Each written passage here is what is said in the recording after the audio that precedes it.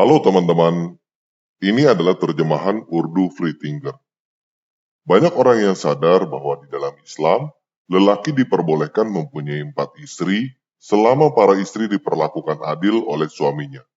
Tetapi, jarang diketahui oleh banyak muslim dan non-muslim bahwa Islam memperbolehkan lelaki bersetubuh dengan perempuan yang mereka miliki dalam bentuk pelayan atau budak. Mari kita lihat apa yang Quran katakan. Quran pasal yang ke-23, Surat Al-Mu'minun, memberikan penjelasan apa yang menjadi seorang mukmin yang baik atau seorang yang percaya. قد أفلح المؤمنون Sungguh beruntung orang-orang yang beriman. الذين هم في صلاتهم خاشعون Dalam kurung, yaitu orang yang kusyuk dalam sholatnya. والذين هم عن اللغو معرضون Dan orang yang menjauhkan diri dari dalam kurung perbuatan dan perkataan yang tidak berguna. والذين هم للزكاة فاعلون. Dan orang yang menunaikan zakat. Sejauh ini, tidak ada yang sangat bermasalah di sini. Tetapi, kemudian Al-Quran berkata, والذين هم لفروجهم حافظون إلا على أزواجهم أو ما ملكت أيمانهم فإنهم غير ملومين. dan orang yang memelihara kemaluannya, kecuali terhadap istri-istri mereka atau hamba sahaya yang mereka miliki, maka sesungguhnya mereka tidak tercela. Menurut ayat ini, hanya diperbolehkan bersetubuh dengan istri أزواج dan golongan perempuan lain yang disebut ملكت أيمانهم. arti literalnya yang dimiliki tangan kanan. Kedua kategori ini dipisahkan oleh kata Arab أو yang artinya atau. Hal ini jelas menyiratkan perbedaan antara keduanya. Banyak pembaca modern dan lugu membayangkan bahwa keduanya أزواج ملكت أيمانهم mempunyai arti yang sama, yaitu istri atau pasangan. Namun hal ini tidak benar. Sebagai contoh, tidak ada kata ganti yang berhubungan, seperti اللاتي yang menghubungkan kedua istilah ini. Kata ganti yang berhubungan menjelaskan anak kalimat yang berhubungan. Bagian dari kalimat yang menjelaskan kata benda yang mendahuluinya. Kata ganti yang berhubungan اللاتي digunakan untuk wanita jamak. Bisa diterjemahkan menjadi siapa atau yang. Penambahan seperti ini akan membuat ayat ini mempunyai arti pasangan yang mereka miliki di tangan kanan mereka, yang akan membuatnya jauh lebih jelas jika maksudnya memang begitu. Tetapi, ini sudah jelas artinya bukan seperti itu. Dan jelas ada banyak cara lain yang menghubungkan kedua istilah ini jika diinginkan. Tetapi, itu bukan yang terjadi di sini. Di sini, kedua istilah أزواج ملكت أيمانهم dipisahkan untuk menandakan bahwa sifat mereka berbeda. Pemisahan antara kedua istilah ini didukung oleh berbagai tafsir ayat ini. Menurut Ibn Katsir, istilah dimiliki tangan kanan artinya adalah tawanan sebagai budak yang ditangkap dari perang. Menurut Jalalain, istilah ini mempunyai arti selir yang berbeda dari istri. Menurut Ibn Abbas, artinya budak yang dimiliki tangan kanan mereka tanpa batasan jumlah. Di sini dia memisahkan dari batasan 4 istri, mempertegas bahwa mereka bukan istri-istri. Dan menurut Maududi, dia menulis, ayat ini jelas mendasari hukum bahwa seseorang diperbolehkan berhubungan seks dengan budak perempuan seperti dengan istrinya. Dasarnya adalah kepemilikan, bukan perkawinan. Jadi jelas bahwa para ulama Islam tradisional percaya bahwa orang-orang percaya diperbolehkan bersetubuh dengan 4 istri dan tidak terhitung jumlah selir. Tetapi bagaimana jika perempuan itu sudah menikah dengan orang lain ketika dia ditangkap atau diperbudak?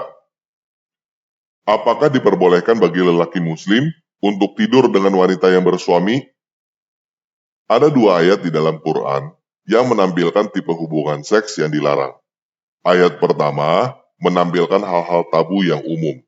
Melarang kamu untuk berhubungan seks dengan ibumu, anak-anak perempuanmu, saudari kandung, bibi, dan lainnya.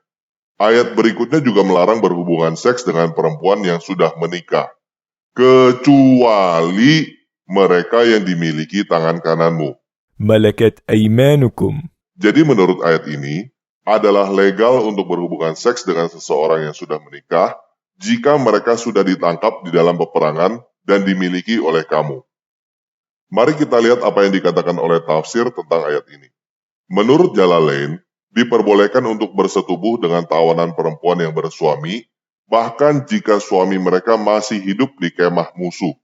Dan Ibn Katsir menyebutkan sebuah tradisi di mana para sahabat Nabi berhubungan seks dengan para tawanan perempuan dalam perang. Sekarang mari kita lihat beberapa hadis. Menurut Sahih Bukhari, seorang sahabat Nabi menceritakan saat perang Bani Mustalik bahwa para sahabat mendapatkan para tawanan wanita dan mereka ingin menikmatinya, dalam kurung jimak. Namun, tidak menginginkan para tawanan wanita itu hamil. Maka, mereka bertanya kepada Nabi tentang azal, dalam kurung mengeluarkan sperma di luar kemaluan wanita. Maka Nabi bertanya, bukankah sebaiknya kalian tidak melakukannya? Sebab Allah telah menetapkan siapa saja yang hidup hingga hari kiamat tiba. Hal ini menunjukkan bahwa kamu tidak perlu menarik keluar ketika bersetubuh dengan budak perempuan. Kamu bisa ejakulasi di dalam dia dan berharap yang terbaik. Kamu boleh percaya Islam. Itu adalah pilihanmu dan aku hargai itu. Tetapi ketahuilah bahwa Quran memperbolehkan berhubungan seks dengan tawanan perempuan dan budak. Seharusnya tidak mengejutkan bagi siapapun bahwa banyak ekstremis muslim sekarang ini membenarkan praktek yang demikian dengan bantuan Quran, tafsir, dan hadis. Contohnya, cerita-cerita dan gambar-gambar menggelisahkan tentang pejuang ISIS mengambil perempuan-perempuan Yazidi sebagai budak seks. Praktek-praktek ini Islami. Mereka halal. Jadi, haruskah kita membiarkan ajaran Islam menentukan apa yang benar dan salah bagi kita? Tidak ada keraguan bagi kita bahwa praktek semacam ini menyebabkan lebih banyak penderitaan, kesengsaraan, dan trauma bagi manusia yang lain. Praktek semacam ini tidak etis, tidak baik, dan ajaran-ajaran semacam ini perlu ditolak, entah itu ajaran Islam atau bukan.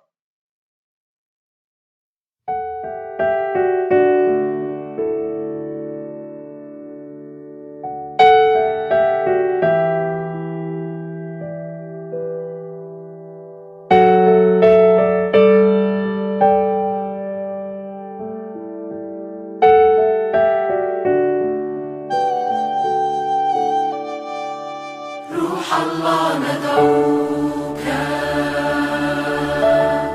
أن تأتي في وسطنا تملأنا بالقوة تحيا فينا الآن روح الله ندعوك